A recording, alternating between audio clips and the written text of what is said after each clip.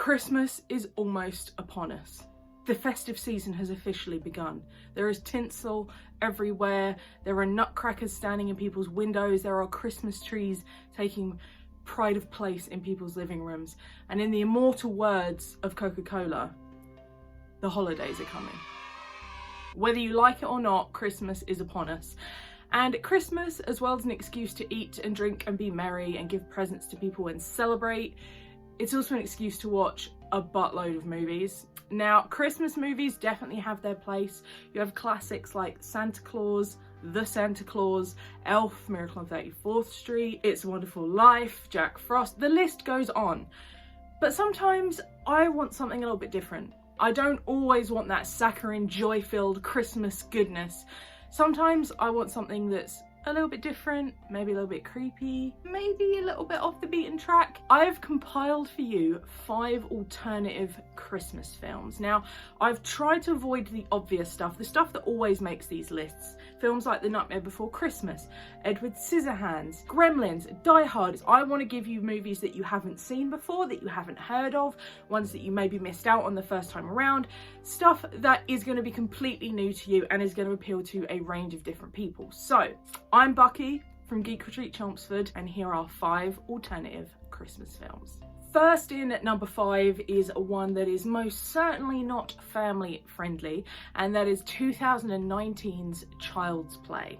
Now, you might be familiar with Child's Play from the 1988 classic featuring Chucky the Killer Doll, but the 2019 remake is actually surprisingly good. A mother gives her 13-year-old son a toy doll for his birthday, unaware of its more sinister nature. I do not usually go in for remakes and reboots and sequels, but I gave the 2019 Child's Play a go. I'm a huge fan of the originals, and I thought, let's see what this is like. It can't be as bad as the Nightmare on Elm Street reboot, so let's give it a go.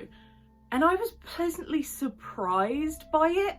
Instead of dealing with sort of hodgepodge voodoo and serial killers like the original, the 2019 remake comes at it from a technology standpoint. You have a very Alexa style AI system that runs not only the Chucky doll, but most technology in people's houses.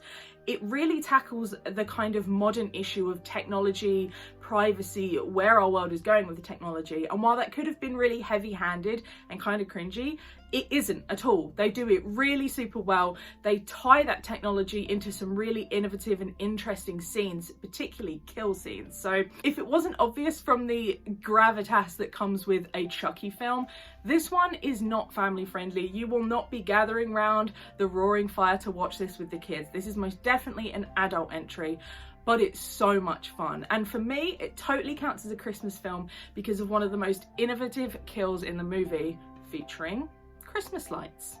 You will know what I mean when you see it. Plus, there's an epic toy superstore showdown at the end that has serious Black Friday vibes. So give this one a go if you want something a little bit more messed up for your Christmas season. In at number 4 is 2012's Rise of the Guardians. Not to be confused with Legend of the Guardians, which was an animated movie about owls. Rise of the Guardians focuses around a group of immortal legends who must team up to protect children from an evil spirit called Pitch. Those immortal guardians consist of Santa Claus, the Easter Bunny, the Sandman, Jack Frost, and the Tooth Fairy. And the team dynamic between those guys is amazing. It's kind of reminiscent of the first Avengers movie where you see these huge names, these huge superheroes come together for a greater cause. And Rise of the Guardians weirdly has the same kind of feel. There's tension, there's drama, there's emotion. It's amazing. It definitely has that feel-good Christmas core at the middle of it, but the outside of it is something so different. It's not overly sweet. It's got these moments of darkness and these incredible animated sequences, and the characters are brought to life so uniquely in ways that you've never imagined them even being like before. Plus, a bunch of the movie takes place at Santa Claus's workshop with the elves, who have almost a Minions vibe, but they're not nearly as cursed and not nearly as annoying. This is the perfect family-friendly film. There is truly something for everybody in this. Kids are going to enjoy it, adults are going to enjoy it. I watch it as often as I can because I actually love this film. Plus, as an added bonus, Jack Frost, who is voiced by Chris Pine, is an absolute animated smoke show. Coming in at number 3, is 2016's Better Watch Out.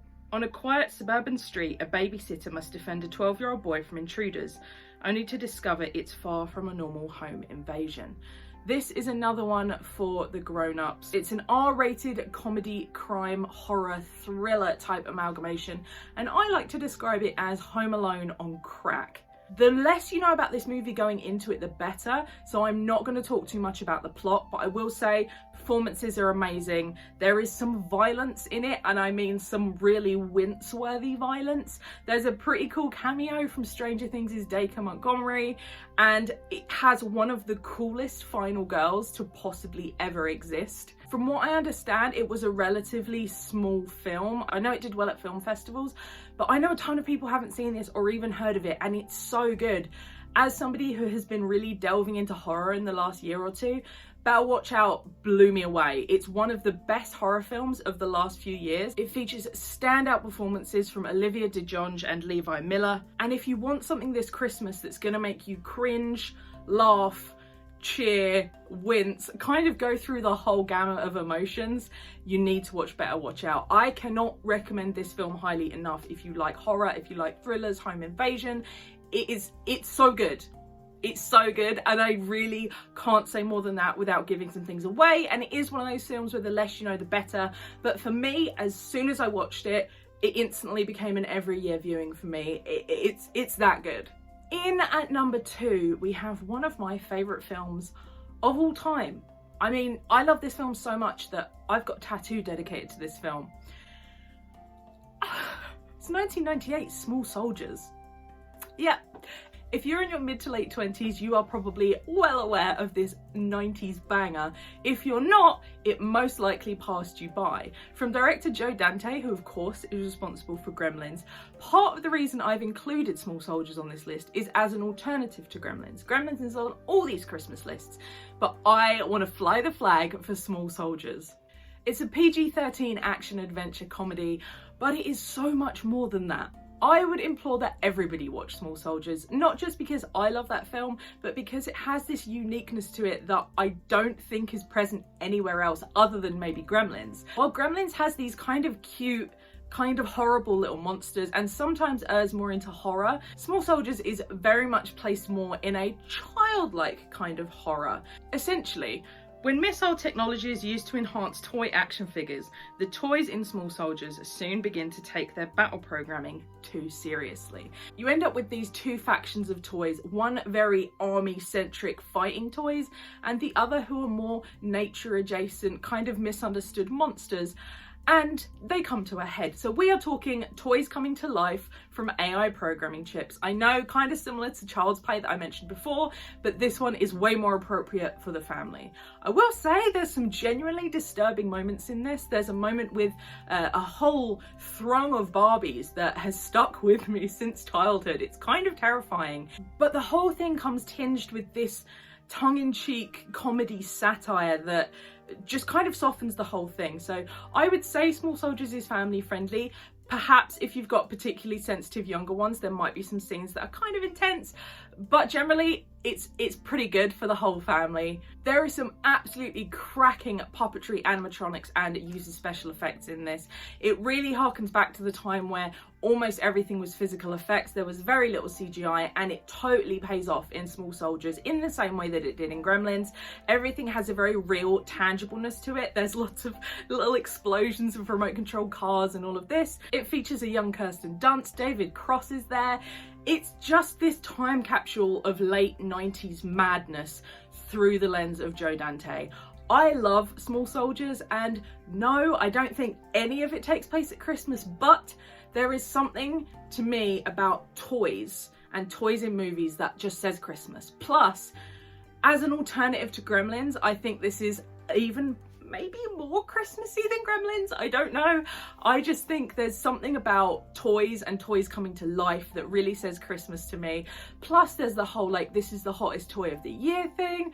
I think it totally is warranted on this list. I will honestly try and put Small Soldiers on any list because so many people don't know about it, and I'm like, It's one of Joe Dante's finest. Everybody's talking about Gremlins. What about Small Soldiers? Also, they've cast Tommy Lee Jones as Major Chip Hazard, who is the main army toy, and it's probably some of the best Tommy Lee Jones casting there's ever been. It's perfect.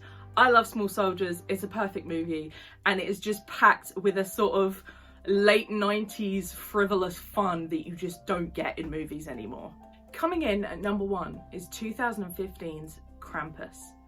Krampus, to put it simply, is about a boy who has a bad Christmas and accidentally summons a festive demon to his family home. You can put it simply, or you could say that this film is one of the greatest Christmas films of all time, because that would be the truth. I saw this for the first time last year and instantly it has made my every year list. I've already watched it again this year and it's just so good. It's so good. It combines gothic folklore with some very realistic Christmas related family drama, throw in some comedy, some amazing character design, and some truly awesome performances from the likes of Adam Scott, Toni Collette, she's in this, and even MJ Anthony as Max. And you've just got this remarkably solid must-watch Christmas movie. Now, if you have kids that were cool with stuff like Ghostbusters, they didn't have nightmares after Gremlins, then they're probably going to be good with Krampus. It's definitely scary in places, and there is some truly amazing, kind of disturbing toy-based character design about halfway through, but at no point does it get sweary or super violent or gory. If you want something a little bit spooky over Christmas, then I think Krampus is perfect. So those were my 5 alternative Christmas films. What do you think? Is there an alternative Christmas film you watch every year? Is there one that I've missed out? Please let me know in the comments. I am always open to movie suggestions, so throw them at me. If I don't see you before then, I hope you will have an amazing holiday season. Take some time off, relax, do what you love, eat everything you like. 2020 has been just garbage from start to finish, so we might as well have a good Christmas. Thank you so much for watching. I love you all, and I'll see you soon.